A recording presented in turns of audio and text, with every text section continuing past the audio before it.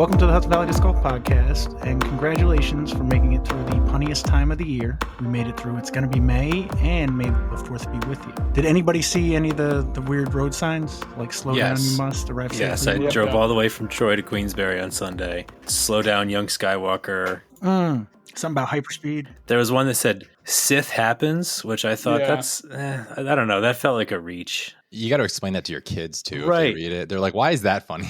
When I was in a league bowler, we had a team one year called Split Happens, which feels funny for a bowling league. You know, it works there. But Sith Happens, I wasn't feeling that one. My kickball team name is Sit on My Base. Are you going to explain that to Randy's children? Please don't. Randy, just don't bring your kids around. Nope. Asking questions you don't want them near the answers to. That sounds worse, actually, now that I say it out loud. Anyways, moving on. I just think that if the New York State Department of Transportation is making jokes out of it, it's really dead. No? Can it go away? Yeah, I was trying to think, like, when did this whole May the 4th thing start? Because, like, it hasn't been forever, right? I don't remember it when I was younger. I think it's the same with a lot of things. Social media really ramped it up, in the meme culture. Yeah. This week we got Evan, Alex, Corey, Randy, and Jason. No Jamin tonight. Here it might be his birthday. If that's the case, happy birthday, Jamin. And Tim is at a village board meeting. Busy week. I thought what we could do, because it seems like everybody was involved in something during the week, I thought we'd just go through the week, starting with Monday. We already talked about Prospect Park dubs last week, but Gunks had Monday dubs. Steve Rush and Brian Hauser shot a -4 to win that. Wilcox Warm-Up League, Nick Warren won the MPO division with a -6, and Jackson Quinn won the AM division with a -10. And Saratoga Spa Random Dubs, Tyler Calzada and Jacob Bethel shot a -17. That seems like a really good score. Is that a tougher... It's not course? 18. No. Okay. Valid point. All right. That was Monday. Tuesday, Warwick Tuesday dubs, Anthony Visconti and Sean Healy shot a -9. They tied with Tibor and Michael Maskley. Corey, J-Dubs Points Championship Week 7. What happened there? Yeah, another week and another playoff. This time did not include any of our league leaders. Brendan Sisk and Justin Michelli were not involved. 3-team playoff between Dennis Daly, Dustin Burton, Chad Larson, and Kevin Nguyen, and Jason Lasasso and Danny Parton. And I think, Jason, you hit a big putt in hole 1 to go to hole 2. I think Chad and Kevin, they did not birdie hole 1, so they fell off. But Dennis and Dustin took the win on hole 2. Dustin also hit the cash CTP. And 7 weeks in, we're already 25% of the way done with the league. So moving on. Week 8 is Jay North, and it's looking like this rain might have been a thing. So you're still going to keep it as North? Still going to keep it as North, yeah. Hopefully, we'll see. We haven't played North yet. We've played all the other layouts, so I'm trying to get some North time in before it changes to the league time. What are you thinking, Jason? Do you want him to do North or... I like North. Yeah, as long as we have enough daylight, North is good. Is it supposed to rain? Yeah, I mean, they're calling for rain all week, so who knows? All right, Wilcox Tuesday dubs. Patty and Liam Doyle shot a -15 to win there. The Discap Women's League looks like they did doubles. There was a tie for first at -5 between Julia May Marger and Melissa Calabria. They tied Kathleen Bemis and Jennifer Park. And, well, I was going to ask Jamin about this. The CTK Handicap League. It looks like UDisc has a handicap feature now. Is anybody familiar with that? I'm not, but it seems pretty cool. Yeah, I saw at least 2 leagues. This one and I think, Skylands on Friday has a handicap league at Oasis. We'll just ask Jamin about that next week. But for the CTK Handicap League, looks like Joseph Pulsoni and Brandon Medina tied for first at +3, and it says a -7 and a -8 next to it. I don't know if that's their handicap or if that's... I'm not sure exactly what any of this is, so I'm just going to say that those 2 tied for first. And if it's a new feature, that's kind of cool. I'm wondering why it's taking them so long to do match play. Yeah. It's on the roadmap. Moving on to Wednesday, Shen Creek Dubs Week 5. Bobby Hallam and Justin Metis shot a -11 to win there. And Randy, it looks like you were at Stonykill Dubs. How'd that go? It went pretty good. I got partnered up with Travis, and I got to play with Jelly and another guy I'd never met before. Alex helped me out. What's his name? Brett something. Yeah, Brett. Yeah, I never met Brett before. He had a ton of power. He was throwing putters on holes I throw a 7-speed on, and he was going long. So that was kind of dumb. But luckily me and Travis were able to make a bunch of putts, and I think we messed up basically hole 6 was the only hole we did a goof on, and I think we shot 11 down, which is normally my number that you gotta hit if you want a chance. But we pulled it off and won it with 11 down. Looks like Brett Racine, something like that. Hoping he'll play for the Killers maybe next year. I don't know. Yeah. Alex, how'd you do? Medium. Who did I get paired with? I got paired with some classic player. I played with Gary Wood, who is a pretty regular player out at Stonykill Dubs, but played pretty calm, didn't do anything too special. 6 down for a share of 4th place, which, doesn't get paid anything. Or if you were solo 4th, you might have gotten $5, but because it was split between 4 teams, you didn't get anything. So, yeah, fun night, but didn't do anything special. All right. Corey, how was Pro League this week? The formerly Paint Bureau Pro League. So that's actually kind of funny. I didn't go because I had to finish cutting my grass before being gone for 4 days, and which is a good thing because it's raining for a whole week. But I think 6 people went, and the ratings ended up being absolutely crazy. I'm sure maybe Jason has some input on that, but Justin won his own league shooting a 5 down at Central Park, which ended up being rated 10-16. Yeah, it was pretty windy. Oh, was it? I was curious what the weather was like. Yeah, I mean, I thought I played garbage and was still really happy with the ratings, but it was windy. It was tough to score. Not sure how Justin did it, but probably just got really lucky. And Caitlin Clay won the FPO division? Yeah, she crushed it. Justin, the way he does the structure of his pro league, kind of different than the way Josh did it. So he has an MPO and FPO division, and the payouts are more traditional, closer to PGA. So even though I didn't shoot that well, I got second. So I got, I think, $30, which didn't feel like I deserved it, but I'll take it. Yeah, I think that's how his payout structure will be. Josh's was very top heavy. So that the winner would take the majority of the money, and then it would kind of exponentially taper off. Yeah, I think Justin's goal was to basically have it so that if you get last cash, you get your money back. So like Jason said, more traditional tournament style payouts. Yeah, I think he should have deserved more money based on how well he shot compared to me, but yeah, Justin got 45 and you got 30 and Caitlin got 15. Yeah, so but nice shooting, Justin, and he got $15 more than me, so good for him. Do you know where next week is, or this week is going to be at? I think he said JPark, J South. So you can do J North on doubles Tuesday and J South singles on Wednesday. Oh, yeah. Nice. Moving on to Thursday, Disbeat Club, Mike Smith shot a -10 to win there. And CPS Thursday Dubs Point Series Week 3, Dustin Quay and Matt Cully shot a -14 to win. And then on Friday, I mentioned the Skylands Friday Handicap League at Oasis. Scott Spellman won there. TGI FDR Dubs, Matt Strickrod and Josh Pallor shot a -11 to win. SPW Dubs League, Jay Malloy and Adam Riley shot -10 to win. And Cranmore Dubs League at Jenkinsville, which makes me think they should really change that name, no?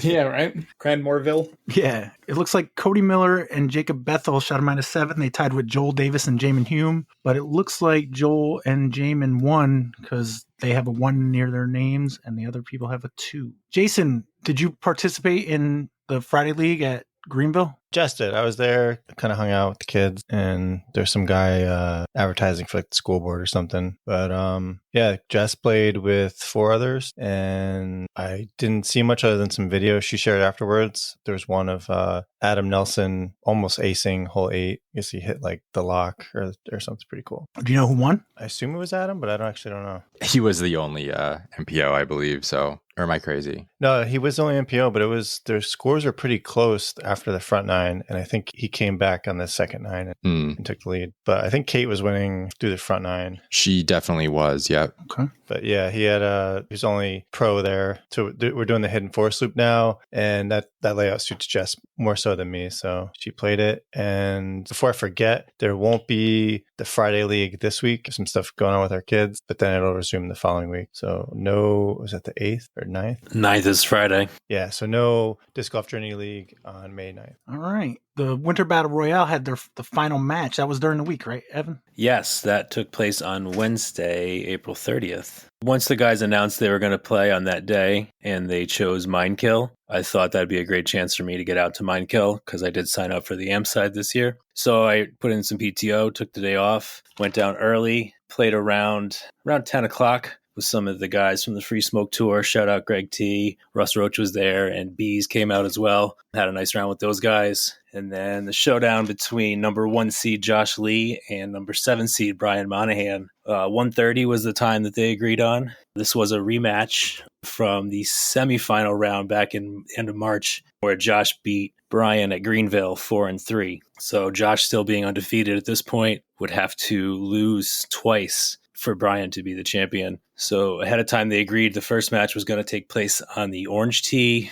MKDGC layout. And then if they needed a second round, they would play that from the green tee tournament layout after that. So those guys got started at 1:30, and Brian got an early lead on the first hole. Josh got it back on the third. Josh took another one on the 6th hole. And then Brian said the turning point of that round was really on hole 8, where he parked it from the orange tee to the orange basket. And then Brian birdied hole 9 from orange to orange. So that put him up at that point. He said after that, Josh kind of had to get aggressive, and that didn't work out for him. Brian hung on and won 3-1. So he forced the second round. They took like a 15-minute break. While that was going on, I was playing a match. Tim Goyette came out. Dennis Daly was there. B. Klein was there. He drove out with Josh, and B stuck around. So we played like a chase card from the green tee layout for a little more practice. And then we found out that Brian won, so they were going to have their second match. Josh got an early lead there on the first hole. Brian got one back. They were back and forth until the 10th hole. Brian said he had really bad spit outs on holes 10 and 11. Josh took both of those. So kind of reverse situation. Josh had the lead. Brian had to push a little. He said Josh really clutched up, didn't give up any strokes at that point, and Josh held on, and he won that match 3-1. So that would make Josh the inaugural Winter Battle Royale champion. For that, he won $110 and a custom mini. And for second place, Brian got $66. I want to shout out B. Klein. It was a lot of fun to play a match play tournament, even though I was in it for a very short amount of time. Following along was fun. Giving you guys updates has been cool. Stay tuned for a larger version of a match play tournament. He said he's going to talk about that sometime soon on the Discap group. Nice. Congratulations, Josh. I actually talked to B. Klein this weekend, but we'll get to that. Something else I just wanted to point out, I just saw it all over Facebook, so I thought we should at least mention it. The New York's best disc golf courses, I saw a couple people post about it. Yeah. Was Minekill not in the top 5 before this, Jason? No, it's always been like 6th. What course got destroyed, or what course did it beat? Do you know? So usually there's like the 3 Western courses that are in there. So Bond Lake, which I think is still there. Mm-hmm. Number 4. Royalton is another one that's out there. That's really good. I didn't see that on the list. I'm guessing that's the one that went down. And Hawks Landing, is that the other out that way? That's the third, number 3. Yeah, I haven't played that one. I'm not sure where that is. Oh, yeah, wherever Eden is. All right. Anybody here played all 5? Nope. Nope. Okay. I assume most everybody here has played Wilcox, Breakwell, and Minekill. It's the other two. Yep. I have not played Breakwell. Nope, me either. I always forget. That's Randy. surprising still, Randy. Yeah. That's a good one to get to. Which one is Breakwell? Help me out here. Warwick. Oh, yeah, no. Does everybody agree Wilcox number 1 in the state from what you've played? I think there's some bias there. Yeah, I probably would. I would probably say it's definitely 1 or 2. I would put it in one of the ones I've played or play the most in New York. You certainly wouldn't have Breakwell at number 2, though, Corey, would you? Could I say it's overhyped? No, I would say it's top 3, definitely. Maybe top 5. Definitely top 5. What's your top 5, Corey? Put you on the spot.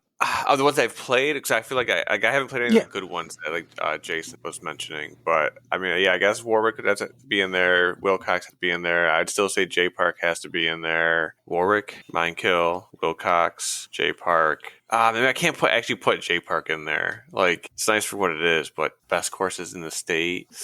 CTK, I would put in there. Yeah, I think CTK just needs more traffic through it. Yeah. Doesn't see enough people. It's, pretty far off the beaten path. And maybe Van Buren out in Syracuse. I have a really big thing for like babbling brooks and grassy wooded holes. So, all right. What about you, Jason? What's your top 5 in no particular order? Wilcox, my favorite course, I think, in New York. Warwick's pretty close second. Actually, Bond Lake I might put second. I'm not sure. They're both really good courses. Bond Lake has a little bit more variety in the terrain, has like the water holes and stuff, but Warwick just has kind of the legacy there. It's such an old course that's just like withstood the time. It's had all sorts of crazy events there. It's also like really well manicured too for their event. Mind Kill, I'm a little biased, so that'd be in my top 5. But I think Mind Kill, when it's in like tournament form, some other times a year, it's not so great to play Mind. And number 5, yeah, it's hard to, it's hard. I want to say maybe like JPark, but I don't know. I'm kind of torn. There's a lot of things I don't like about JPark. I was curious if you would mention the John Houck one. Oh, where is that one? Frost Valley. Yeah. When that was actually like maintained, then I doubt it is any longer. That would be in my top 5. I love that course. I wish that it was maintained. It's just such an epic track. How far of a trip is that for you? To Frost Valley, it's actually not that far. I'd say maybe a little over an hour. Okay.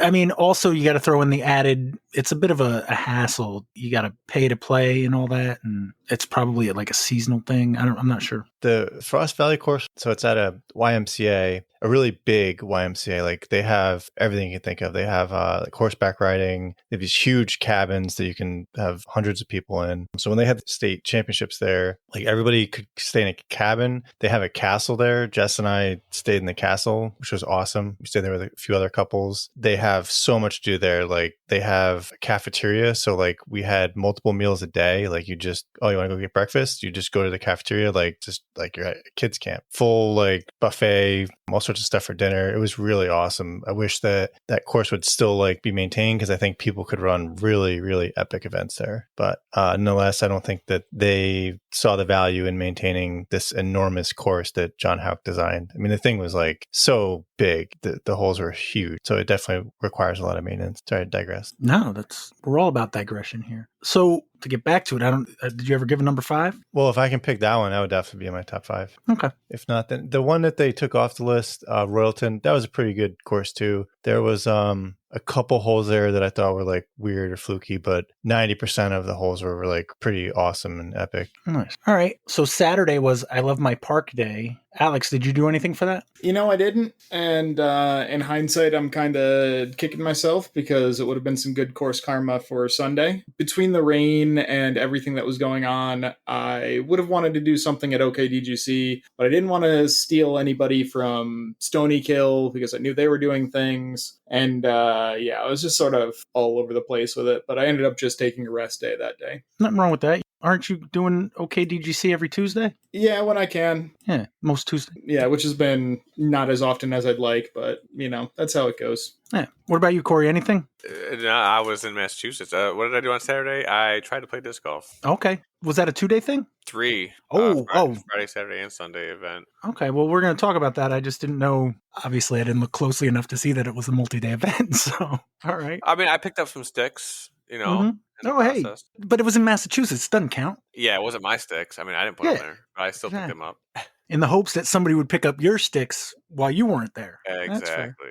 Evan, do you have anything going on? I did go to Prospect early by myself, just kind of did some, practice kind of throw, nothing serious, picking up some trash and glass as I was going along. So nothing organized, but showing a little love to my home course. Then I was busy throughout the middle of the day, and then my daughter went to a sleepover birthday party, and Mike Cohen messaged to see if anybody wanted to get out. Looked like the rain was going to clear up around 4. So me and Mikey, Eric Struna, and Bees went to Central Park just to play for... Actually, it was the first round we played for this year's Free Smoke Tour tags. So we were trying to figure out what layout to play. A lot of times we'll alternate, evens and odds, whites and blues, vice versa. And I told these guys about something when I was in Massachusetts last year, played Sunnymead, and the owner invited me to join his group of 2 friends. And they were playing, whoever had the box got to pick the layout, basically. And he had more options for tees and baskets there, but we thought that was a cool idea. So whoever had the box got to pick white or blue. So we're coming up on hole 8, and it was B's turn to pick, and I just pointed out, they got the sponsorship signs up, and I did sponsor the white tee, so it'd be cool if we could throw there. And he's like, yeah, definitely. And so, long story short, I threw my Eclipse Reactor and got my second ever ace on the hole that I sponsored at Central. So that was super exciting. And I'd like to think that the little bit of trash pickup I did in the morning was just enough course karma to get that. Heck yeah. What is it, just your name on there? So they did the T signs, and then when people sponsored them, they printed a separate sign. Mine, it's like a logo I designed with my PDJ number in it. So it just says sponsored by EMP with a little graphic.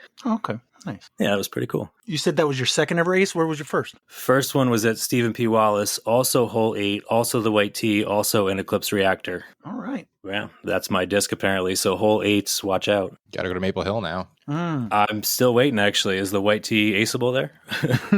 For some people. For people named Evan, maybe not.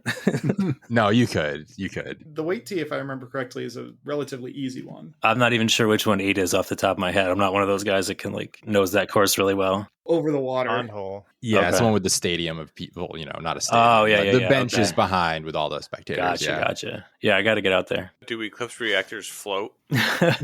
Knock on wood, I've never tested it, but probably not.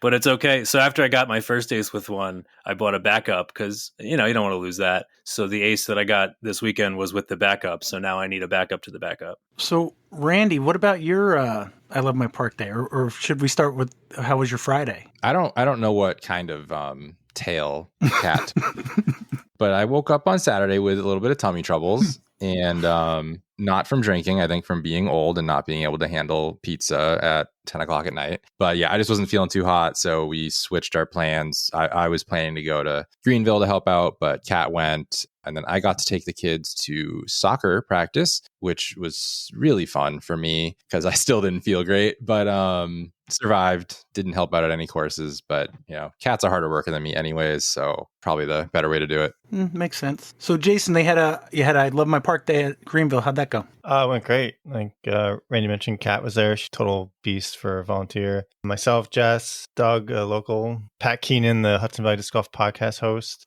Brandon Klein, Mike Tien, Pete and Jenna Lundstead, and then Heidi and Brian Lynch showed up too. It's some old friends of ours from Discap. And along with all those adults were 7 kids playing like Lord of the Flies out there, but also helping. It was really great. Yeah, I've been promoting I Love My Park Day since February on social media. The week leading up to it, I think I posted on Discap every single day. Either Jess or I just like sharing flyers, trying to get the word out. So huge thank you to everybody that showed up. We had a total of 24 people, including all the kids. And that really shows when you have that many disc golfers like come out and support a park that, we're good stewards of the park and that disc golf is like a good thing for the land. And there's a couple of town board members there helping out. So it was great that they got to see the disc golfers too. The town bought a wood chipper, like a PTO driven wood chipper for their tractor. Could only do like 2.5, 3 inch logs, so nothing like huge, but use that to clean up a lot of brush and then get some wood chips spread around. And then we kind of just took the other logs and like lined fairways. And then they had like a couple smaller tractors roaming around, just moving mulch and wood chips to paths and covering roots and stuff. Overall, I think it was really successful. We did barely miss the rain on the way out. Some people got a little wet. Then we had some pizza and then we played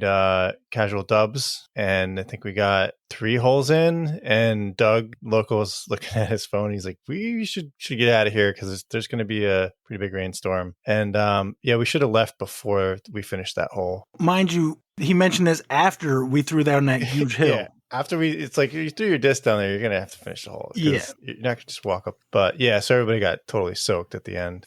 Apologize for that. But other than that, it was a good time. And hope everybody enjoyed coming out. I really do appreciate the support for Greenville. We got a lot of good stuff done and already looking forward to the next one. How many people were there last year? Do you remember? A lot less. There was less disc golfers and more non-disc golfers. If I were to guess, I'd say somewhere around like 15 maybe. At most, yeah. Did you get everything you wanted to get done or had planned to get done? So I went into, we had a lot of stuff to do on the course, and because the parks, they were kind of light on volunteers, I thought it was a good opportunity to kind of help them with their checklist of stuff they wanted to do. So my main goal was to just kind of like show support for the parks and show them that like we're good stewards, and we definitely knocked that out of the park. I think like they were really appreciative, but there's like an endless amount of work at that course and other courses too. So I was hoping maybe we would have like time to finish the 3 tee pads, but that's something I can easily do after work and hoping to knock those out. And then Jess has been working on cutting in some of the new holes for the summer layout, which will probably take like all summer to get cut in. But when they're done, then there'll be a really nice course there. Heck yeah. Was it your plan to stick me with my nemesis all day? It just worked out. Yeah. It was So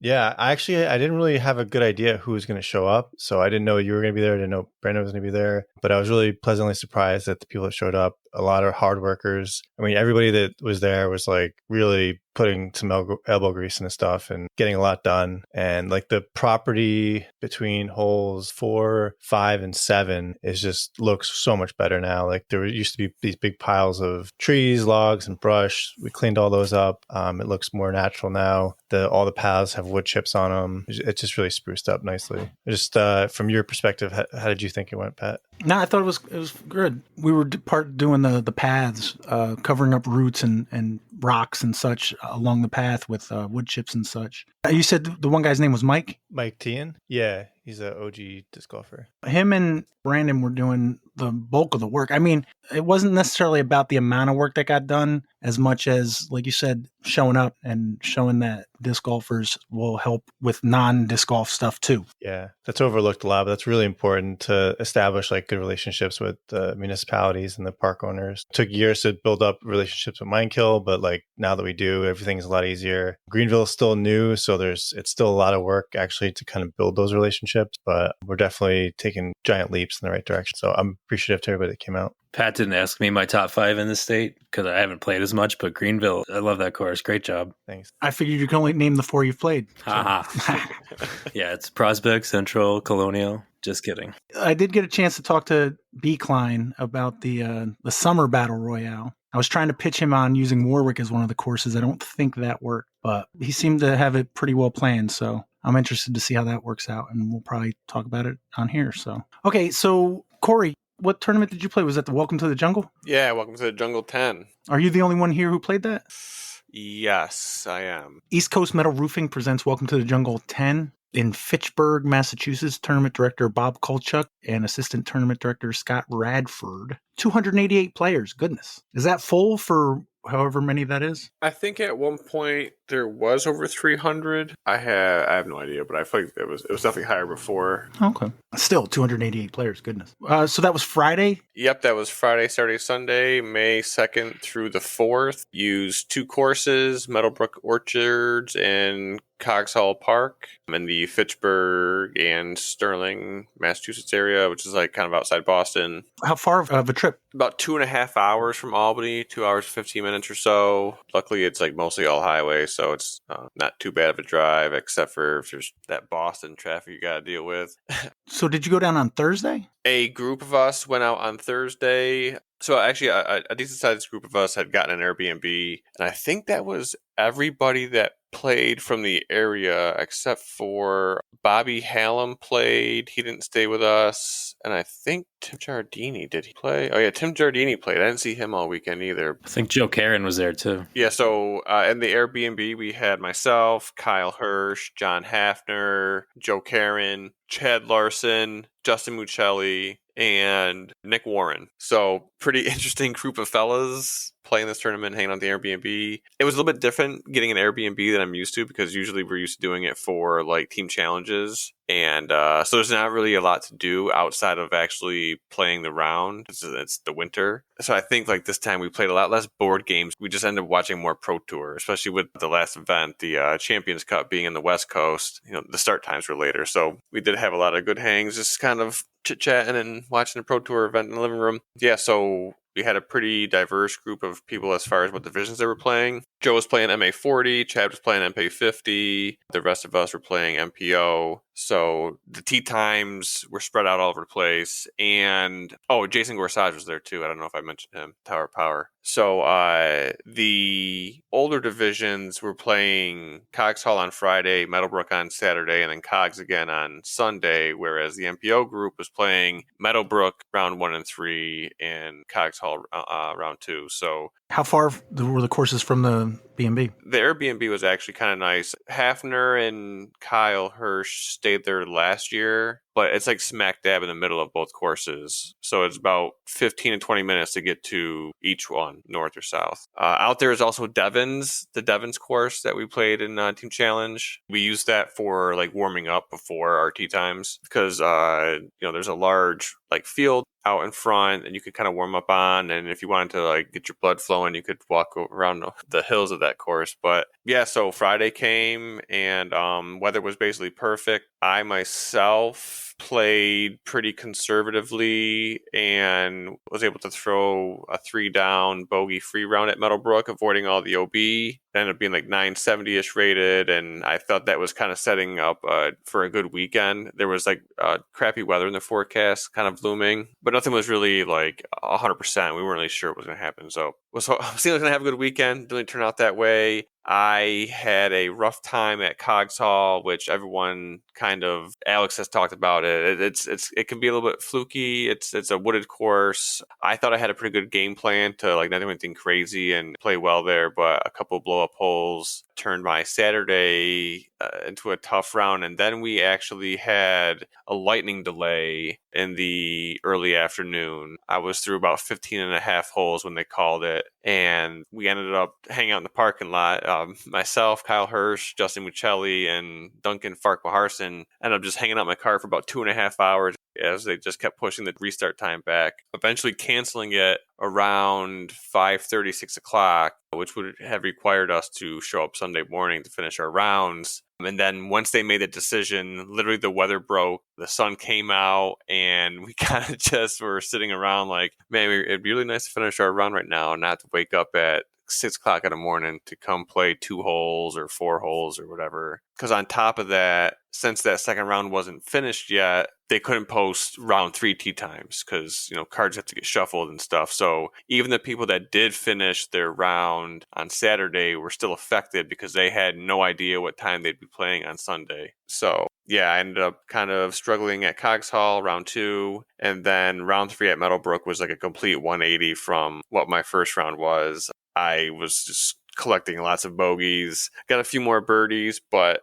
we also had a little bit of a weather system move through on that day as well that maybe only lasted 1 hole, but I don't know if there was a single card that was actively playing a hole that probably didn't get absolutely crushed by it. I was on hole 11 at Meadowbrook, which is kind of like a short par 4 uphill. I ended up taking a 6 on it. I know Kyle Hirsch's card was like just teeing off on hole 1 when it hit, and he ended up taking like a triple bogey on it. It was a pretty intense downpour and a lot of wind when it first came through. So after round 1, I was kind of sitting around the cash line, and then just every day I was falling further and further down the leaderboard and ended up finishing 63rd, I think, out of 75. As far as the other people that were there, I know let's see, where can I find him?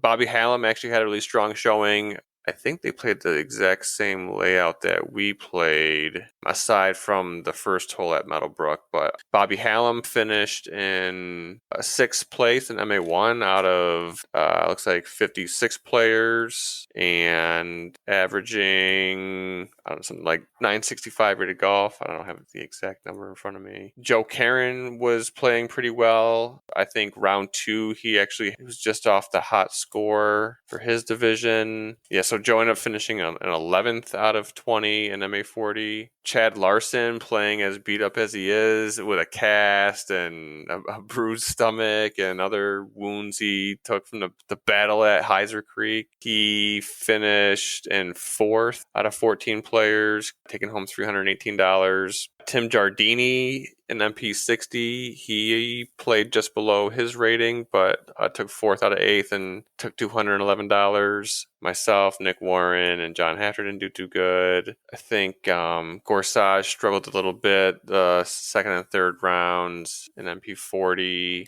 And then Kyle Hirsch and Justin Muccelli, they actually played really well over the weekend. I think after round 1, Kyle was 2, 4, 6, 8, 10. Was sitting in 11th place out of like 75 MPO players, I think. He struggled a bit round 2 at Cogs Hall, but round 3 was able to throw a pretty decent round aside from hole 1 and came in 13th. And Justin, I believe, I don't remember exactly how he did round 1 and round 2, but round 3 at Meadowbrook, he absolutely popped off. He took an eagle on hole 9, which is a shorter par 4, but still pretty technical, and had to kind of bust his chops. I could hear him across I say across the course, but the hole that I was on was actually kind of near it. But you could hear that somebody did something big, and Justin was quick to run to one of our team group chats to announce that he got an eagle on a hole. But he shot a 7-down round at Meadowbrook to move himself pretty far up the leaderboard. Him and Kyle tied for 13th, both getting $330. So yeah, overall pretty good event. And what people say about Cogsall is true. It could definitely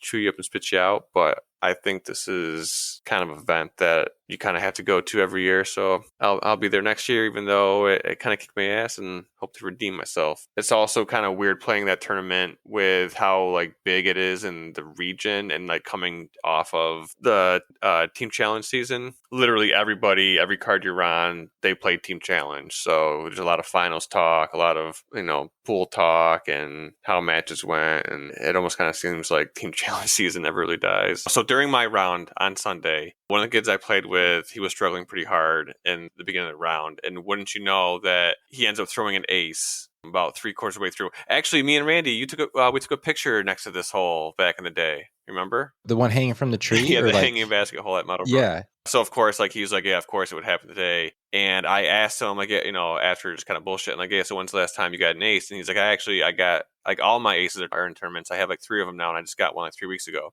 2 or 3 holes later, we're playing. I ask him, was he in the ace pot or whatever? And he says no. So, bro literally just aced in a tournament 3 weeks ago. Didn't pay into that ace pot. Plays in an A tier that's got 300 people in it. Doesn't pay into this one either. So now fast forward, I'm hanging out I meet up with Kyle for his round. And while they're on a backup, somebody aced the hole before the hole I watched the other guy ace on. So I literally watched 2 aces within 2 hours of each other at Meadowbrook. Yeah, so I just thought that was interesting. And I don't think either of them paid into the ace pot. So another just friendly reminder to pay into your ace pots, because they'll happen when you least expect it. Mm-hmm. Most everybody else played in the Volunteer Open on Sunday at Queensbury. Tournament director Jamin Hume, assistant tournament director David Martin. Since this is more local, I'll go through the results on this one. MA3, Mixed Amateur 3 division, was won by Cameron Tarbox. FA2, Women's Amateur 2, Amanda Dunbar is your winner there. MA2, Mixed Amateur 2, is won by Ryan Travis, 148343.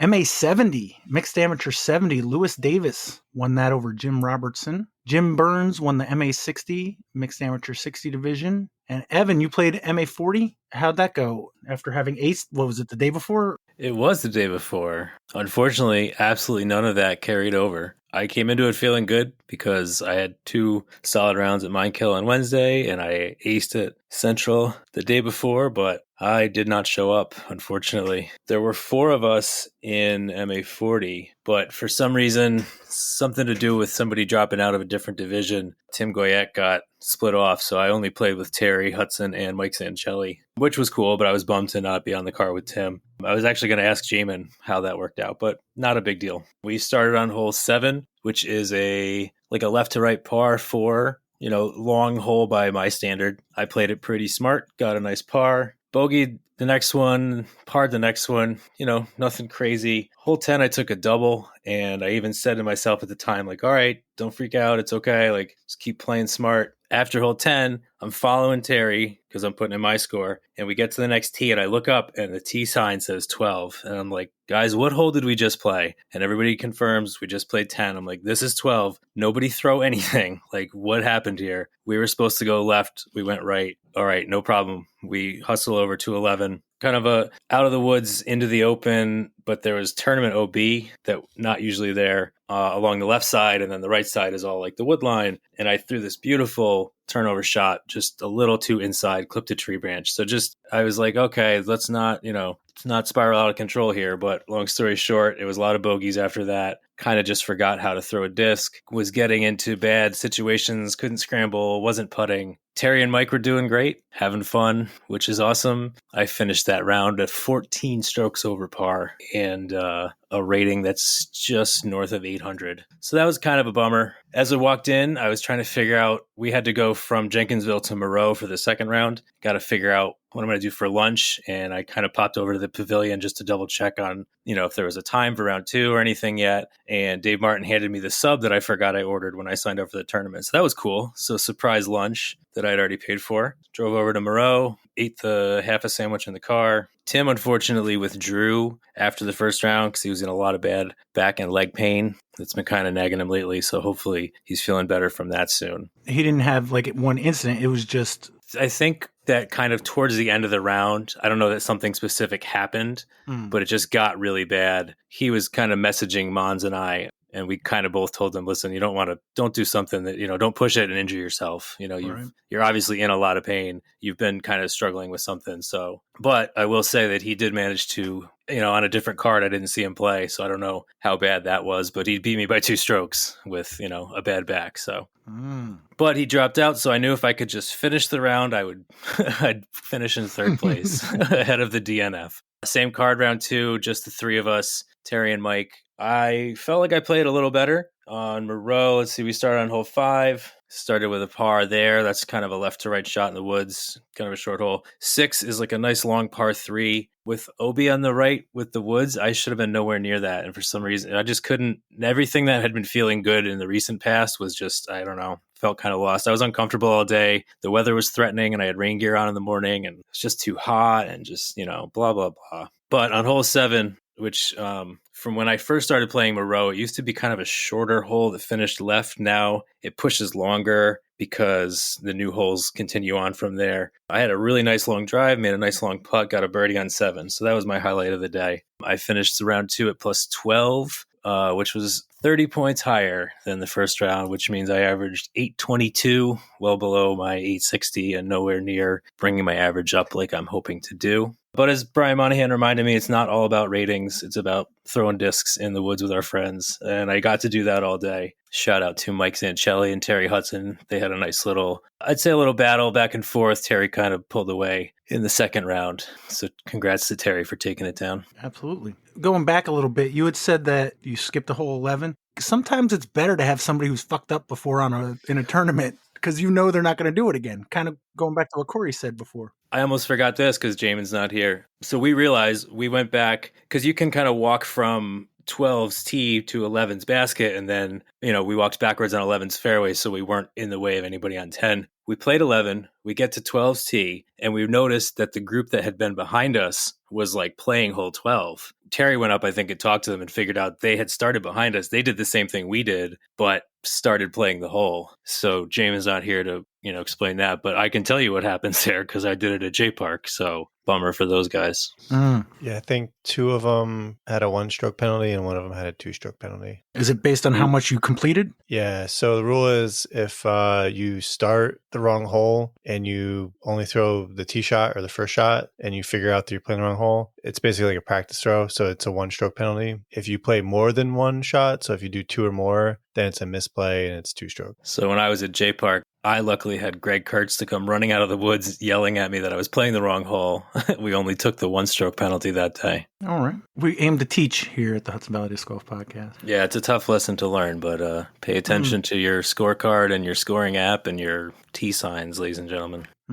All right. So moving over to the MA1 division, Alex, how'd that go? We don't have to talk about that one that much. No? Rough day? Yeah, so started off Jenkinsville. I'm playing with Nick Cardone and Brandon Medina, 2 of the players I played with at April Showers. So I already know the vibes are going to be great for this card. Nick Cardone has decided he does not want to stop taunting the weather and did not bring an umbrella again, which is just a bad idea. Luckily, it wasn't too bad, but it could have gotten real rough with some of the weather that was forecasted. Stayed relatively dry, but, enough to bother you. But yeah, started on hole 4, played the first few, got a birdie on 6, feeling pretty good. Then 7's the first par 4, and I get off the fairway, and it takes me a couple of throws to get back on the fairway, so I take a double there. I'm not feeling great, but, it's not too bad. Par the next couple of holes. Hole 10 is, the one that they were just talking about. It's a relatively short hole with some OB about halfway up the fairway. I throw my first shot, I hit a tree, and I'm still in bounds, so all right, I'm fine. I've got 1 tree in between me and the basket, probably about 100-foot upshot. and I smack the tree and it rolls backwards all the way back out of bounds, which, unfortunate, but it happens. So take another double there. Then we walk over to hole 11, and guess who's waiting on the tee pad but the people who Evan was just talking about, who had played hole 12.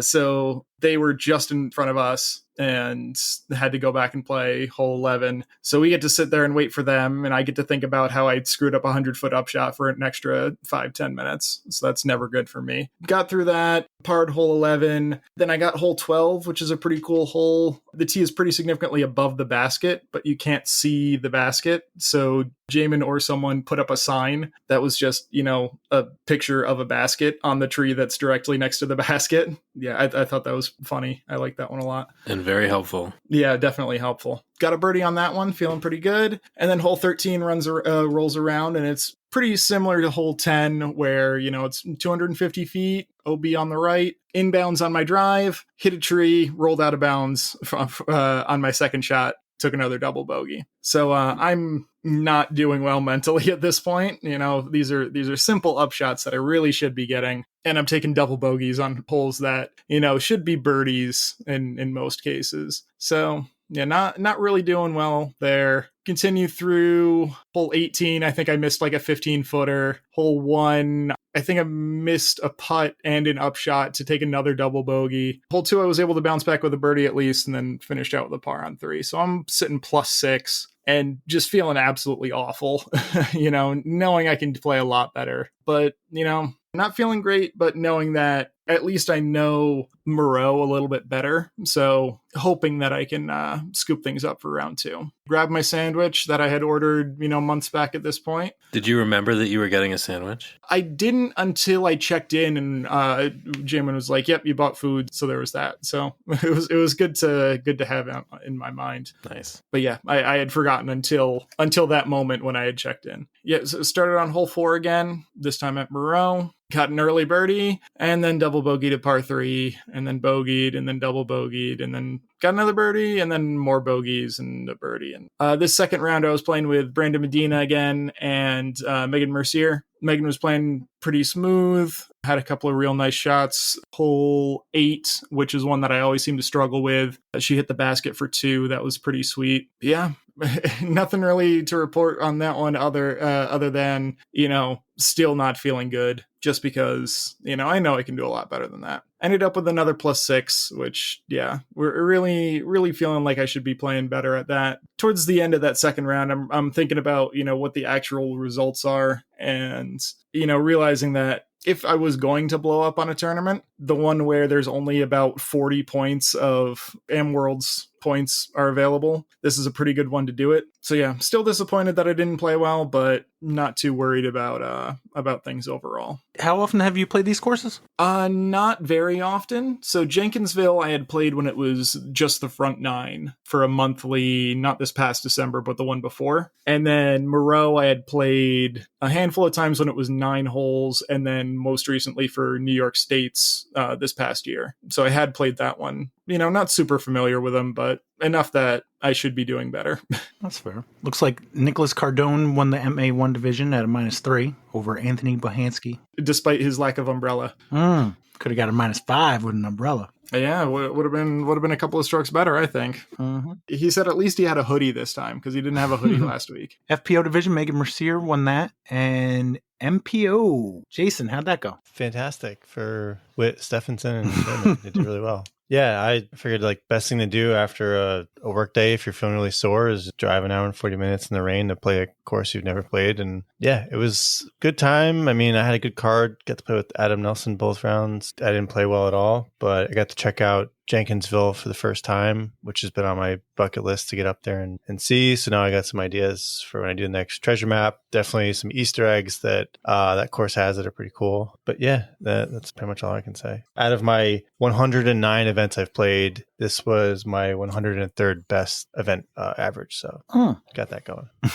I was just looking. I don't see there's no MP40. Would you thought about playing that? Had that been available? Yeah, I mean, in hindsight, that would have That would have been smart. I don't see anybody in it, so No, there was nobody in it. Well, with a B tier, I would actually got my entry fee plus added cash back, but I don't like being in divisions with one person, so yeah. there's only 5 other MPO. It seemed like the right thing to do. Yeah. So like you said, Jamin came in second, shot a -11, and Whit Stevenson shot a -15. They both had 1029 round twos at 49. Nice. Anything else on the Volunteer Open? Sponsored by MVP Disc Sports. There was a raffle at the end for volunteers, people who had volunteered already this year, and it worked out. So Jamin had 18 prizes for the 18 names. So everybody got a prize, which was cool. Heck yeah. Yeah, MVP had provided, a bunch of lab seconds, which is the factory second type of thing. So discs that are fine, they just might have some cosmetic issues. The wrong stamp or something like that. Yeah, that sort of thing. And a basket and some of the disc stations, they call them, which are their kits for,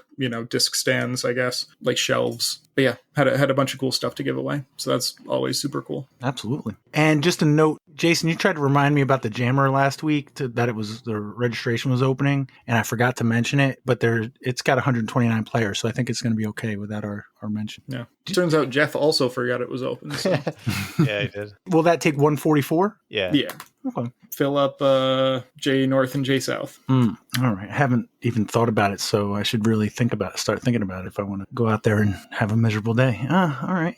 Also, the Disc Cap Series number 3 Flex registration is open up now for Heiser Creek, June 27th, Friday. Isn't there a Burbine one coming up? That is actually in week. May 16th. Yep. So 2 weeks. Same weekend as the Wilcox warm-up. Actually, 1 week. By the time this comes out, it'll be next week. Damn. So, question. Skip Base. Jammer has 23 MPO. I didn't realize I had so many MPO. And 3 FPO. Is that enough qualification to be in the Listener League? Is it full? No. I just wonder if we'll get a few more FPO. I know Jess can't play it. I think the FBO would be the only thing really holding it back. It just kind of be like a wash for everybody. Yeah. How many normally do we pick for FPO? It's 4 and 2. Yeah, 4 and 2. Okay, well, I mean, it won't be exactly, but, you got to make sure you get, if it's 3 right now, there'll be some variation, but the MPO will probably be the determiner. So you want to vote on whether we should add it? Yeah, I'm cool with that. What do you think, Jason? I'm impartial. I'm the You're commissioner. going to say okay, all right. Randy, what do you think? Yeah, I think it's a staple in our area, so might as well add it. Okay. Corey? I don't know. I was kind of leaning towards maybe not, but All right. You don't have to explain yourself. I'd love to see it there, but I feel like it's going to be the difference between first place and dead last is going to be like 50 points, maybe.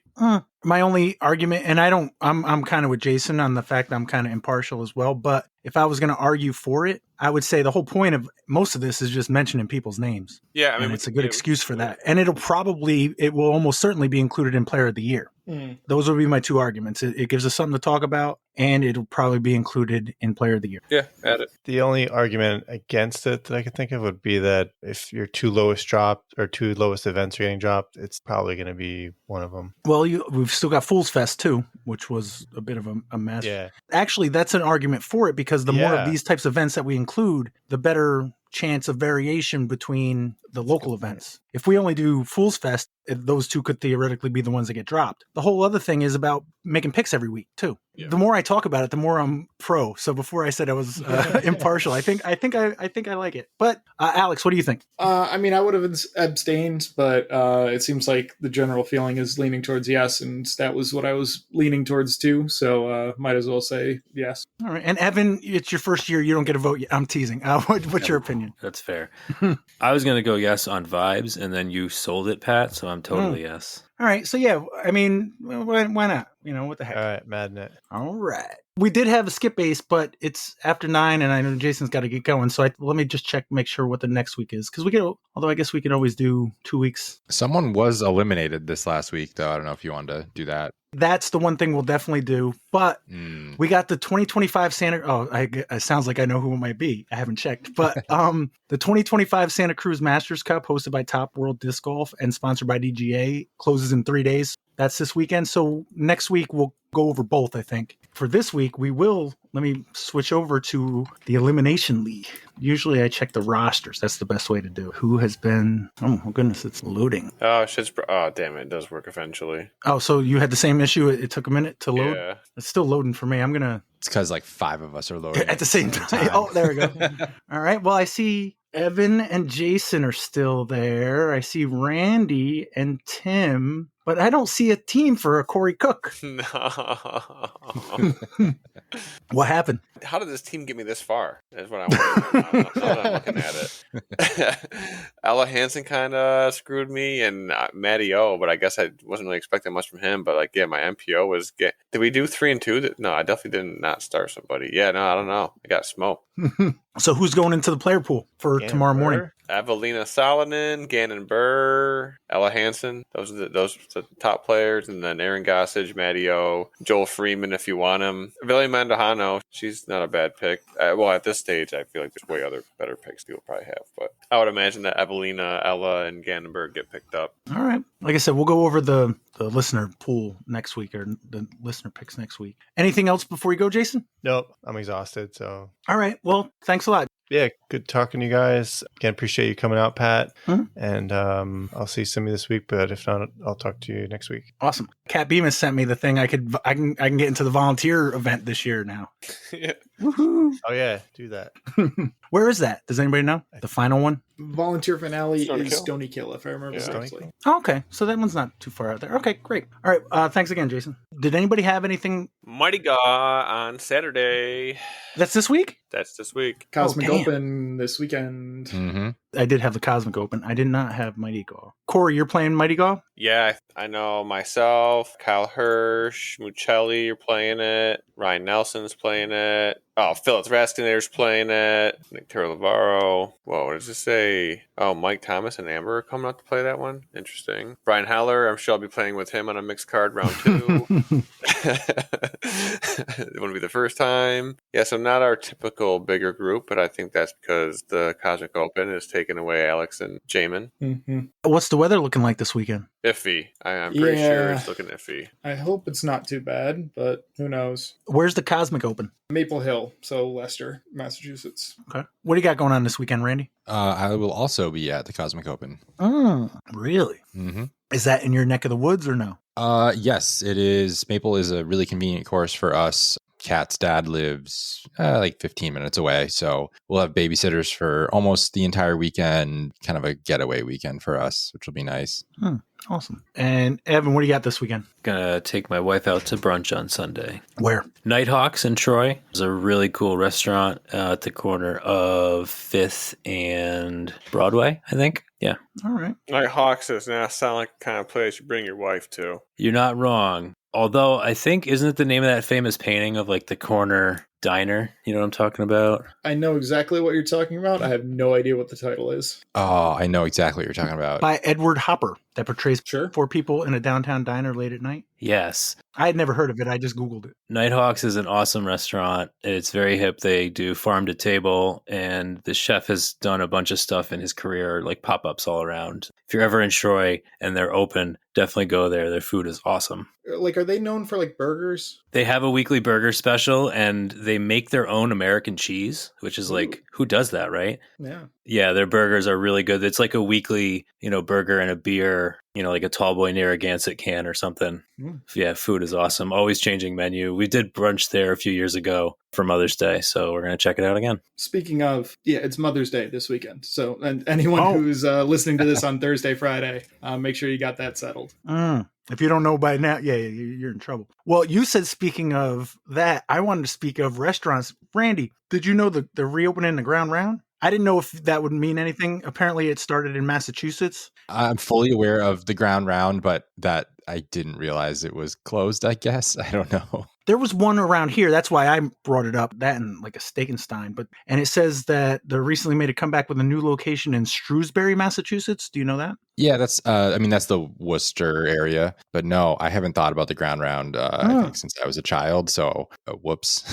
Yeah. It's like Friendlies and such. Like just the places that you used to go to, they kind of just disappeared. And yeah, I guess they're bringing one of them back. Yeah, we had a Ground Round in Latham. I remember going there as kids. You'd go there on like New Year's Eve, but at like 6:00 in the evening, and they would do like an hourly countdown so parents could take their kids out and then get them home. Oh my God, that's so smart. Oh yeah, there's like Shirley Temples, like popcorn. Yeah, we had fun at Ground Round. They had good arcade games, Street Fighter and stuff. No truth to the rumor that a Blockbuster's opening up next door.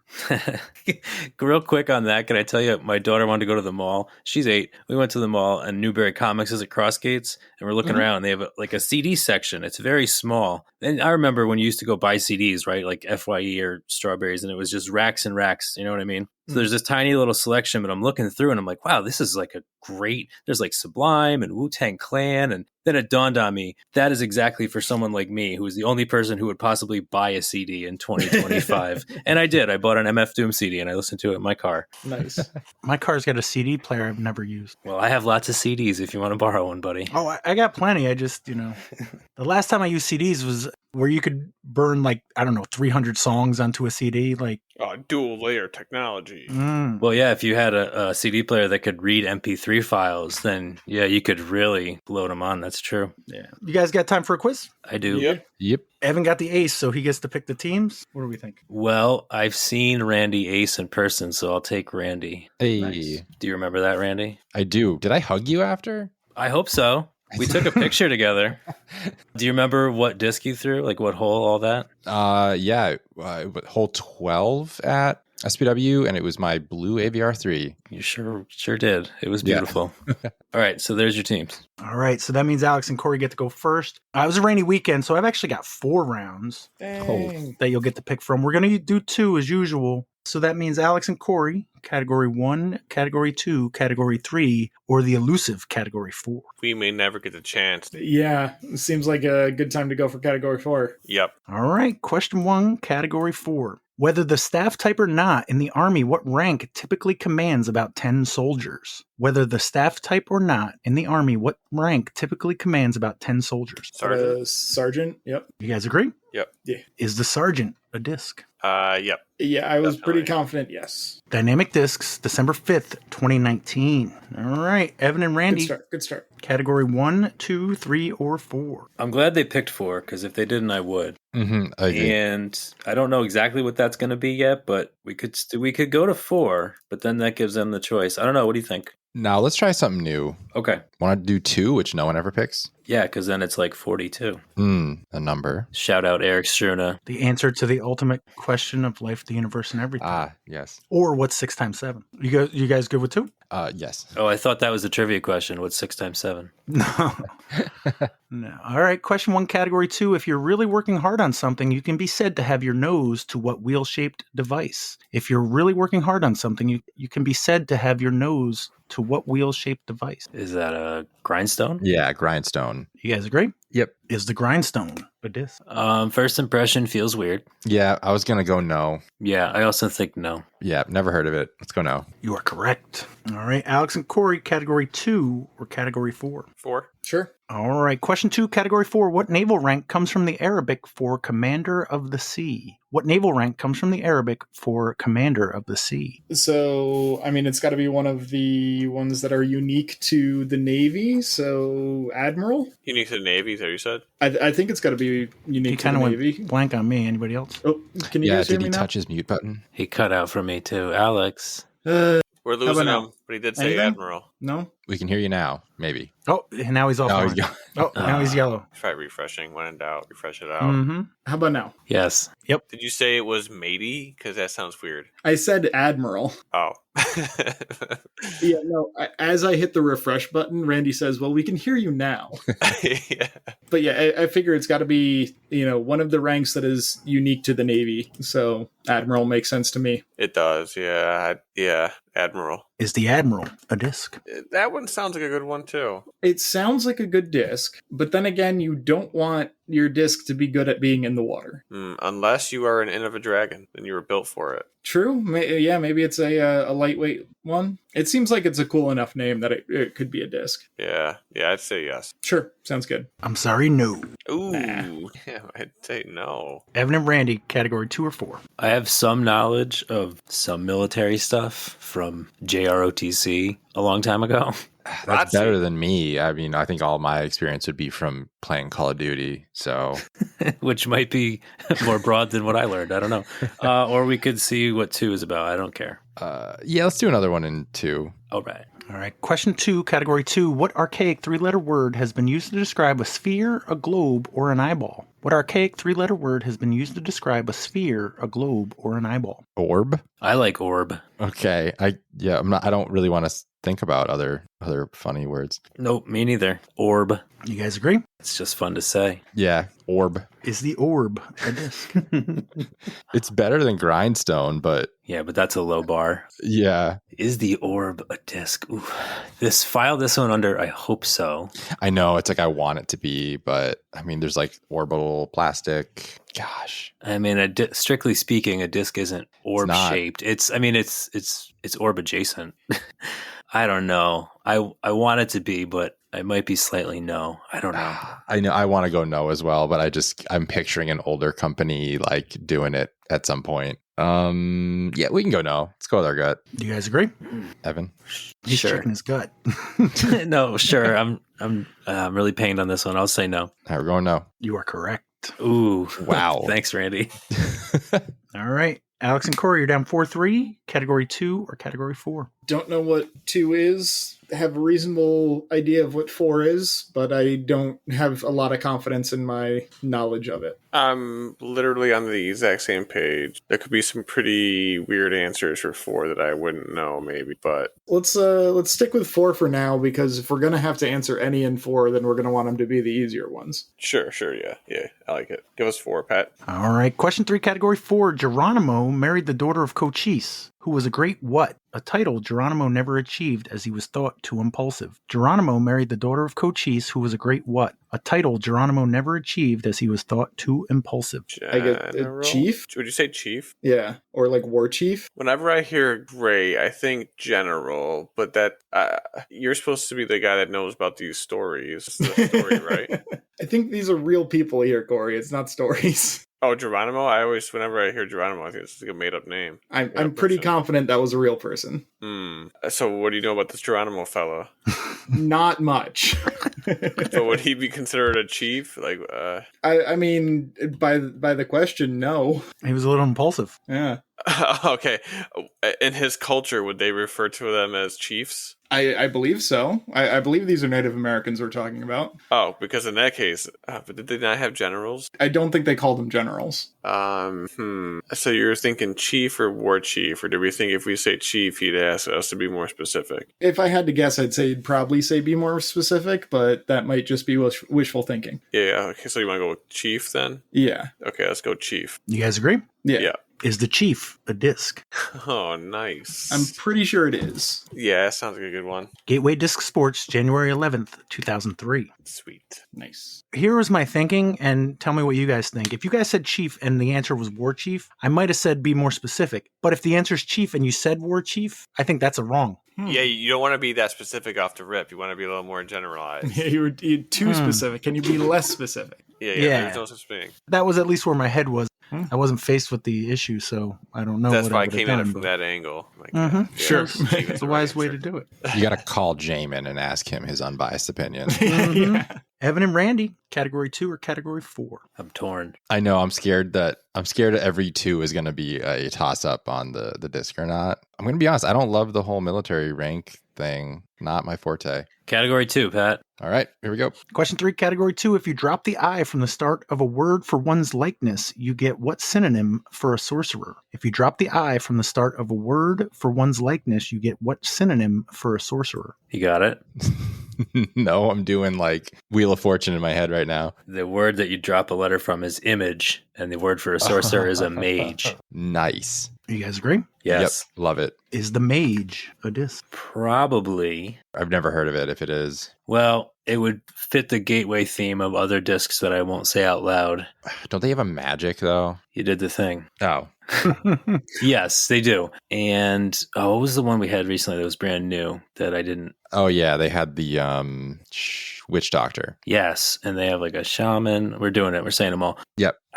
Yeah, I can't think of it like specifically, but it feels like it would be. And there've been 2 no's, which doesn't mean anything. I'm Doesn't. leaning yes on this one. Is I guess what I'll say. I will go with you. And worst case, I think we're tied with them. So we can go yes. You guys agree? We agree. You're going yes? Evan, say it. Yes. I'm sorry, no. No. Oh my God, Evan.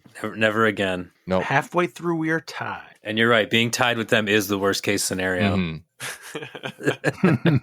Alex and Corey, category 2 or category 4? I'm still leaning towards the military ones, but I didn't get the last one either. So Yeah, I'm good going for category 4. I have a guess at what category 2 is, but it's not a confident guess. I have a general idea. You could say it. Let's go 4 then, right?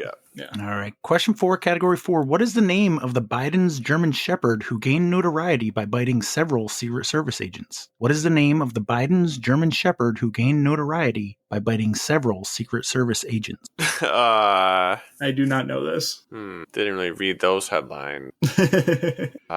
Okay, so what are some other words that are titles that could be dog names? General isn't great. No. It's not going to be like commander, Or captain. captain, I don't hate captain, but I do at the same time. colonel, maybe. Ooh, I do kind of like the word colonel, just because it's spelled completely wrong. Come here, colonel. Come here, colonel. Stop biting him, colonel. He's bleeding, colonel. Yeah, I like colonel. I'm happy with that. I got no real answer, so that one seems good enough. You guys agree? Yeah. Yeah. What do you got, Evan and Randy? I think they said it. I think it's Commander. Okay. I liked Colonel, by the way. It's a good dog name, I think. It feels like a better dog name than a commander, but You mean Colonel? yeah. Could have been spelled like a kernel of corn. I don't know. Before Alex said it, it's what I was thinking. I feel like I saw it on the news, and then he said it, and I know he doesn't think that's it, but I think it's Commander. I'm good. I have no clue. You guys agree? Yes. Is the commander a disc? Ooh. I liked Commander a lot more after Evan said that he thinks that's the answer. That's actually when I started liking it a lot more. Yeah, you like it a lot more when someone else tells you it's the right thing. I'm just like, I don't know. Just in his voice, it just like maybe I did read that headline and I read it in Evan's voice and it just triggered something. Well, anyways, I think it is a disc. I think it is too. I think I've seen it. Yeah. You guys agree? Yes. Yes. Innova Champion Discs, November 20th, 2015. Well, that's not what I was thinking No, of. I was Okay. thinking dynamic for sure. Yeah, me too. I'm glad I didn't say that. All right. Well, that was a steal. What category? 2 or 4? Stick with 2. I don't know. I don't have a good read on 2 other than, I don't know. Nope. Yeah. Let's stick with 2. Okay. All right. Question 4, category 2. What New York City venue where Ella Fitzgerald was discovered opened in 1914 as Hertig and Siemens New Burlesque Theater? What New York City venue where Ella Fitzgerald was discovered opened in 1914 as Hertig and Siemens New Burlesque Theater? Well, she's a famous singer. The only famous New York City venue that came to mind off the top of my head was the Blue Note, although that's also a record label. What do you got, Randy? The Garden. I don't know. No, I'm not a New York City person. I don't know any music venues down there, really. I feel like you should know music venues there, maybe. I named one, I think. Okay, that's something. I've never heard of it, so I was expecting you to say like a famous one. And the Blue Note is not a good disc name. No, I don't disagree with you there. Def Jam. No, that's not it. I don't know. Sorry. Should we go with the Garden? Yeah, actually. Let's just go with that then. Yeah. You guys agree? Yes. Alex and Corey, what New York City venue where Ella Fitzgerald was discovered opened in 1914 as Hertig and Siemens New Burlesque Theater? I have a straight up guess. Broadway. That's actually better than I thought it was at first. The first like venue theater thing that I thought it was the Apollo. This is a category 2 question. Yeah. Okay, Broadway definitely does not sound as good anymore, but it would sound worse if it was 4, actually. I mean, like Broadway kind of makes sense as like a theater, but you think of it more as like plays and stuff as opposed to individual acts like singers and stuff like that. Yeah, this is I'm not big into cultural arts and the locations that where they're displayed or performed. So if you want Apollo, then we can have Apollo. Apollo Theater is something that sticks in my head as a New York City like music venue, and that's about all I have for this. It checks a lot of boxes, so Apollo. You guys agree? Yeah. Is the Apollo a disc? Hell yeah. Oh, kind of like that as a disc too. I mean, there is the astronaut. It very much feels like a good disc name. Yeah, Like if it's not, Paul Macbeth's going to come out with one in like a year or so. Yeah. I said let's go with it. You guys agree? Yeah. It is such a good disc name. I have it twice. Whammo Inc., May 12th, 1997, and Alpha Discs, April 5th, 2021. Right. And we're back to being tied. That was a steal. So Alex and Corey, category 2 or category 4? The thought that I had for category 2 is gone. Yeah, I have no idea where none of that. Nothing. I don't know how those all go together anymore. So let's try with 2 then. Yeah? You want to go with something we don't know anything about? Well, we don't know anything about the Bidens either and their goddamn dog. I am good with whatever you want to go with, Corey. No, you let's go with 4. You sure? Nope, let's go back with 2. Final answer. 2 it is. All right, let's go with 2. Going with 2? All right. Yep. Question 5, category 2. What musical form can be performed in the Coptic or Gregorian style? What musical form can be performed in the Coptic or Gregorian style? I'm assuming that's not the term for a calendar. No, Coptic or Gregorian. So the first thing that's coming to mind is like chanting. Okay, so that's what they mean by form. Yeah, or like hymns. I don't know who the Coptics are, They're old. or the Gregorians for that matter. But I'm guessing also old. I do kind of like the word chant, Like I've definitely heard the term Gregorian chant before. and I like it for most of the previous answers. It does seem kind of mystical. And if you've heard of the phrase Gregorian chanting before, then I mean, how could we not? Yeah, seems reasonable to me. Yeah, so I say a reasonable person would reasonably guess chant. Sure. You going with chant? Yeah. Chant. Is the chant a disc? I'm killing it. We've said chant so many times it doesn't feel like a word anymore. Yeah, running it out didn't help either. I say I could see no. it being kind of like mystical and stuff, like maybe a gateway something. Oh, so you like it? It's like a 55%. I'm like 56 that it's not. All right, I'm good with going with no then. Okay, well, if you're good with it, then I'm not gonna fight you either way. Like it feels like it could be, but I've got no supporting evidence either way. all right. So I say no. 56 beats 55. True, we're going with no. You are correct. Good call. Okay, yikes. 56 is a pretty big number. Evan and Randy, category 2 or category 4? I think we're going to take a question 6 no matter what we do. Yeah. Do we want to pivot to 4 though? I don't know. I have no idea what category 2 is. Yeah, I'm not really sure either. You know what? I think I do actually. Okay, great. It's not going to help because I think it's a pretty broad thing, but if we go with 6 now though, we're stuck with both 6s. That's a good point. Should we go to category 4 then? Category 4, Pat. All right. Pat's about to give us 10 seconds on picking a Yeah. category. All right, question 5, category 4. William the What ruled England, while High John the What is a figure of liberation in African American folklore. William the What ruled England, while High John the What is a figure of liberation in African American folklore. I don't know about High John.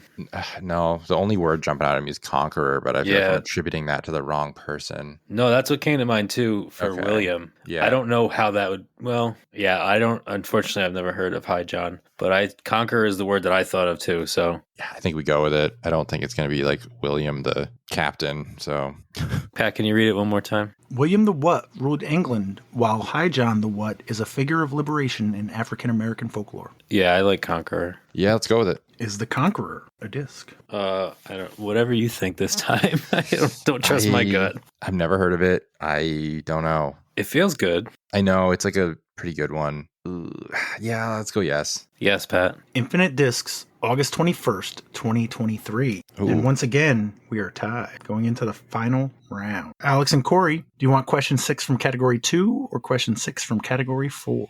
You tell me, Corey. 2. Sure. All right. Question 6, category 2. From Latin for to move, what type of summons, such as a traffic ticket, requires you to pay a fine or appear in court? From Latin for to move, what type of summons, such as a traffic ticket, requires you to pay a fine or appear in court? They call that a ticket? What type of summon?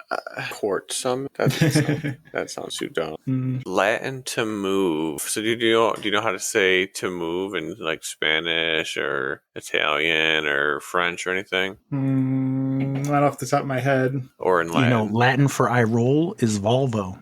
Really? Not surprised. What about to move though, Pat? Latin for I roll is Volvo. For Latin to move, what type of summons? A traffic ticket. Can you ask it one more time? From Latin for to move, what type of summons, such as a traffic ticket, requires you to pay a fine or appear in court? Oh, it uses the word court in the goddamn question. Yeah, the only thing that's even like coming to mind, so like locomotion is like movement, but that's all I'm getting. That's all I've got. Yeah, I don't know. Damn it. Yeah, I got nothing. Subpoena. Yeah, subpoena. Final answer. You guys agree? Yep. Sure. What do you got, Evan and Randy? From Latin for to move, what type of summons, such as a traffic ticket, requires you to pay a fine or appear in court? How about citation? I don't know how it relates to Latin because I don't really know Latin, but because that's kind of like, yeah, show up later and pay it. I don't know. Patient. You know, that doesn't make me think to move in Latin at all, but... And what do you think the category is now that we're on question 6 in a steal? Because I'm not really sure at all. We're in 2, right? Before I say the wrong thing. I think so. Okay, good. I thought it was like Elder Scrolls games words. I don't know why. Yeah, no, my first thought after question 3 was like just kind of medieval. Not medieval, like... Yeah, kind of medieval, I guess. I don't know. Yeah, citation is my best guess here. Yeah, I'm not thinking anything. Like the word like journey popped into my head for like moving, but I can't turn that into a law word. I mean, when I've like moving violation that's not like he's looking for a type of a more broad answer than that. No, let's go with citation. Okay. Why not? Great. You guys agree? Yes. Is the citation. Whoa. Wow, I really didn't think it was. I don't know how that fits the category. Me neither. I don't like it. I don't either. But it's a weird one. True. That's such a weird disc name. That's like terrible, right? Unless it's the kind of thing you build a category around. Gotta think like Pat. Oh my God. Let's see. There's only been one yes in this category so far. That's true. Meaning nothing. It doesn't feel like a disc, but my feel's been off since Jenkinsville yesterday. I know. I want to go yes for all like the meta reasons and okay. Not that it's a good disc name at all. Love those reasons. Are we going yes? We are, because if it's wrong, we're better than tied with them. Yep. All right. We're going yes. You guys agree? Yep. I'm sorry, no. Terrible disc name. That's awful. Grindstone, Orb, Mage, Apollo, Chant, and Citation. Anybody have a guess as to what the category is? I mean, after Grindstone, Orb, and Image, I thought it was like glasses related things, but the other 3 did not make any sense. So I went to like, after Apollo and Chant, I was like divination or like future stuff, reading the future, but that's as far as I got. Anybody else? I like Randy's guess. No, yeah, it just makes me think of Skyrim and Oblivion. They're all Kentucky Derby winners. Oh my gosh.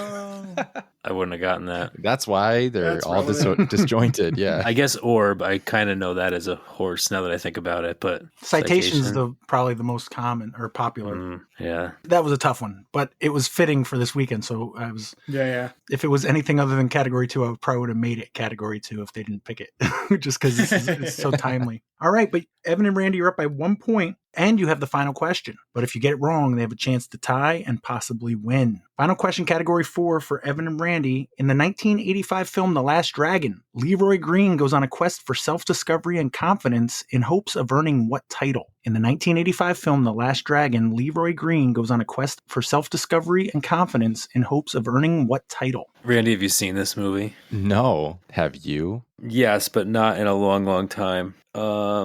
Man. So I remember that like the main bad guy in the movie has a title that is kind of militaristic. And I don't remember if Bruce Leroy is trying to like beat him and take that title or if he's after something else. but the word I'm thinking of is Shogun. Oh, But there's probably somebody listening right now laughing at how wildly wrong that is. It's like a martial arts type movie, so like that dragon vibe versus I was picturing like How to Train Your Dragon vibes. no, it's Okay, I like that more. I thought we had Shogun kind of recently. yeah, that might be why it popped in my head. The other thing that popped in my head would be like Grandmaster from like a martial arts type point of view, but then I think of chess, and I don't know, that's not it. I don't want to give them too much ammunition. Yeah, I kind of feel like I have. Yeah, Those are like my two. If it makes you feel any better, I thought all those guesses were dumb anyways. I wouldn't choose a single one of them. hell yeah.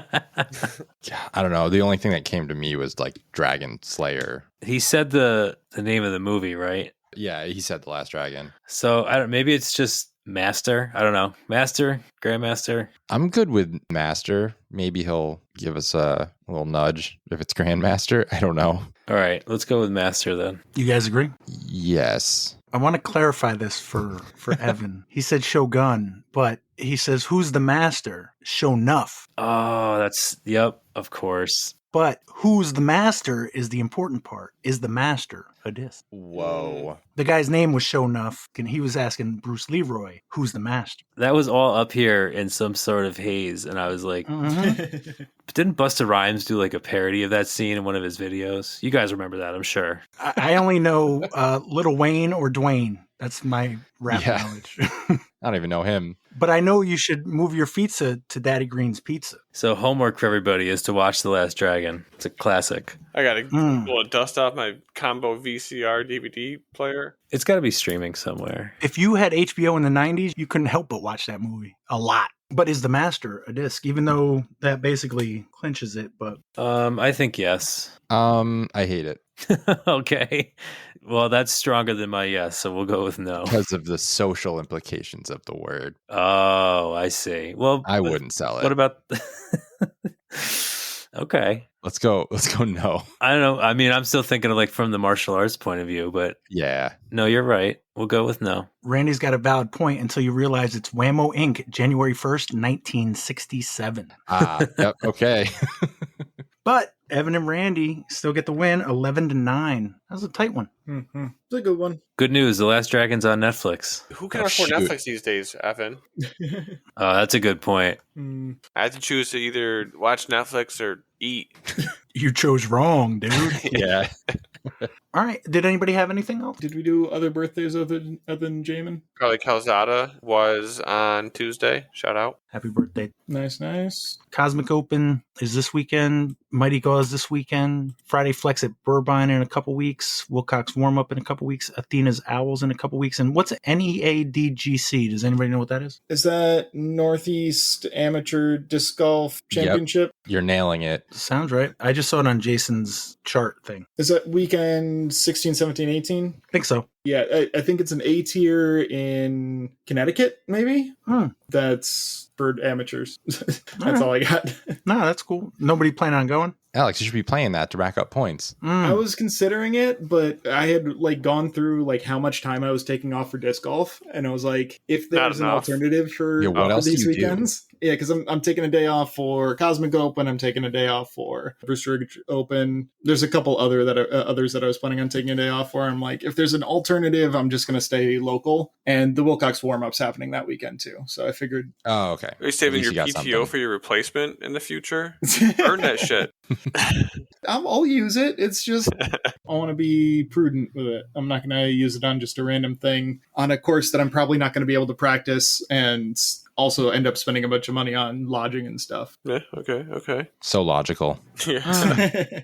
Evan, no Prospect Dubs this week? No, it got canceled. Rain? Yeah, rain, exactly. Which is honestly, after the way I played yesterday, I was thinking about taking the night off anyway. And so I went into my basement and Reevaluating your disc golf goals? No. No, I mean, just did a bunch of practice putting, and while I had a YouTube video on Kristen Latt teaching forehand, and just back to basics. That's fair. All right. Thank you, Corey, Alex, Randy, Evan, and Jason. And that's it. Thanks, Pat. Thanks, Pat. Thanks, Thanks, Pat. Thanks, everybody.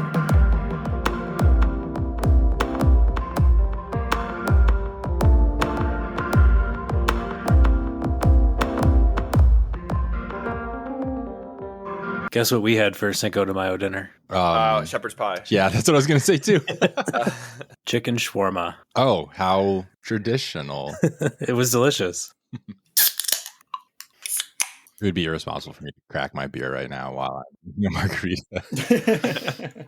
I cracked my seltzer. Sometimes I forget that there's people other than us who hear these conversations, and that'll be at a tournament and Ryan Travis wants to show me his polar seltzer and the cool flavors he's got. And I'm like, oh yeah, people hear me talk about that stuff sometimes. What do you have, like toasted coconut or something? I think it was the pink apple lemonade, which is a pretty good pull. That's a great flavor. I'm like kind of underwhelmed by this season's release of Polar so far. Remind me what's out. Oh, shoot. One of them's like a guava something. Oh, man. I'm going to do a bad job. But they're all kind of just the same. Whereas like historically, there was like that margarita one. I don't know why margarita's on the brain, but there was that margarita one that was really good. I don't know. I think that they just do a better job in like the fall and winter with like more strong flavors. Hey guys. Yellow. Hello. Jason, what'd you have for dinner? Some kind of chicken. Like I don't know, it was really good. Like pollo? No, it was something new. Just tried like honey and I don't want to say it's barbecue. It's something else. Jerk? Hold on one second. Some jerk chicken.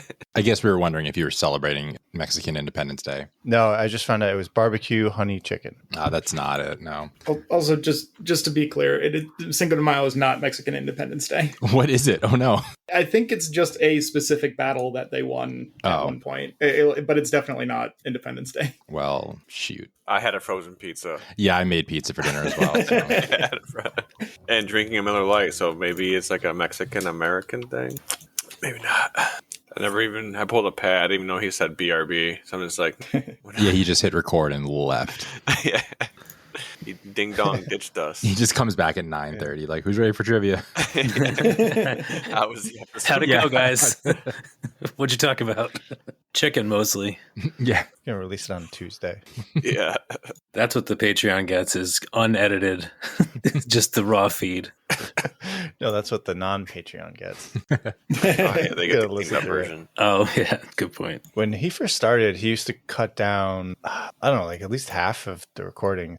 Maybe that speaks to how good we are. Yeah. I think we got Let's pretend. a rhythm. But yeah, we'd record for a few hours and then he would cut it down to like 45 minutes. Well, he would split there would be 2 episodes, right? Sometimes if we had a really long recording. Oh, yeah.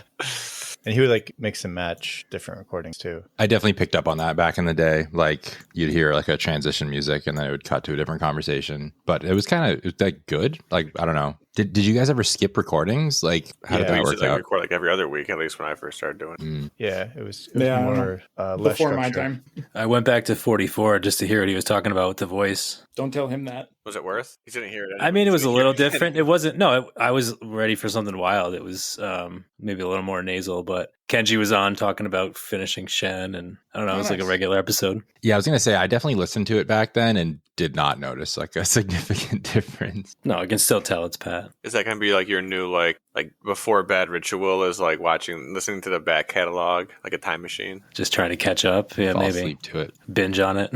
Listen to it at double speed. Yeah. I have a hypothetical question. Do you? Yeah, I really do. The question is not hypothetical. The scenario is, maybe. Sure. Someone throws a disc. No shoes on. Sorry. No, everybody has their shoes on to start this scenario. Someone throws their shot. You see the direction it went. Group goes looking. Can't find it. 3 minutes elapses. Person says, okay, I'm going to go back and rethrow. Walking back, they see where it landed. Do you let them play it or no? Nah. Nah, not supposed to. You're definitely not supposed to, but I have had this situation happen to me and they let me play it. Oh, it was you. I was about to call you soft for letting someone else do it, but No, they let me play it. It was Minekill Championship back when it was all one tournament. I was playing MA2 and I had thrown my second shot into the long stuff on hole 9. So my second shot, so I had an eagle look. It was playing as a par 5. So I had an eagle look, but we couldn't find the disc. And by the time I had gotten back, I hadn't thrown my replacement shot yet, but somebody had found it as I was walking it back. So I ran back quick and just played it and, didn't really think about it too much until like after the round. I was like, I don't think I was probably supposed to do that. Jason, it's your responsibility to go back and penalize him for that.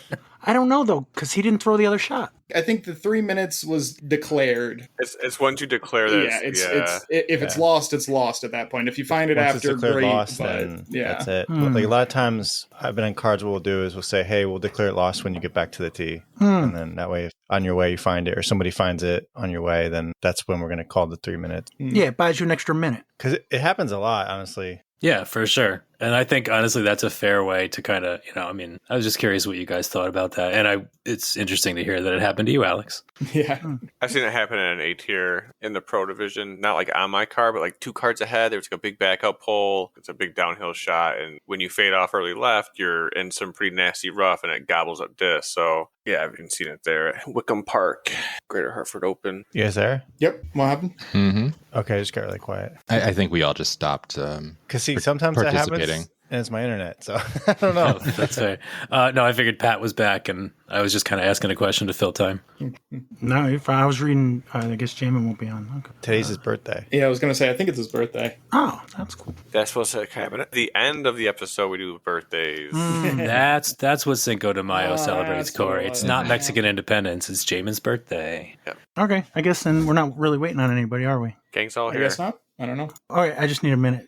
If you have any other hypotheticals, anybody go. You guys want a hypothetical rules question? Yes. Yep. Sure, yeah. All right, playing MKGC. Step up to hole 4. Pretend you're playing the long tees, I guess. Send a drive over the pond. You think it's pretty close. You're not sure. Jeff Wachowski's out there with his flags. Gives you the red flag. So you're like, damn it. Go to the drop zone. Just a green tee. Tee off. That shot doesn't matter where it goes. Say it goes in the brush. Get up to where you think your disc is OB. Turns out it was inbounds. And you didn't say that it was provisional. Can you play original or do you have to play the second one? Literally happened at Welcome to the Jungle, I think. But I should have said provisional. Yeah, Corey, that's the answer. I think by the rules you have to take the second shot, but it really does feel bad. Does anybody have a different opinion or a different answer? Yeah, so I think you're supposed to play, once you discover that's in bounds, you play that first throw. The second throw you took from the drop zone is a practice throw. So you take like a 1-stroke penalty from that and you play it from the original in bounds throw. Is that right? So I think this is a new rule change, but actually Misplay. a spotter's call is actually automatically a provisional throw. Oh, that's nice. Really? Yeah. I definitely don't think that's how it was, so I'm glad it's like that now. Yeah, that feels good, but I was going to guess it was not going to be a friendly, like, it'd be too bad, don't trust the spotter, I guess. But how do you not? Well, you can't run out and check. You don't have time. Yeah, I think it happened to Kyle Klein, like on coverage, like basically this scenario where he took like a second throw from a drop zone because it was called OB and then he got up there and it wasn't. So then they, called it a practice throw. So yeah, it's a new rule for 2025. Nice. Was this just like some recent amendment they did after Q1? Like, how is it May? We're just noticing this. Well, it was actually published in December 2024 and it went into effect January 1st. Like, didn't we we literally go over the rule changes every year? I feel like this was just like the least controversial thing ever. And we probably all read it and just went like, yup, like that's a good change. Yeah, maybe. I'm still calling provisional though. It's just a habit. Yeah. We kind of half-assed the rules this year. It was like, oh, let's look at the rules, and then, oh, well, we'll look at them and then talk about them next week. And then the next week came and we're like, no, we didn't look at them. Oh, I think that's kind of what it was, but no big deal.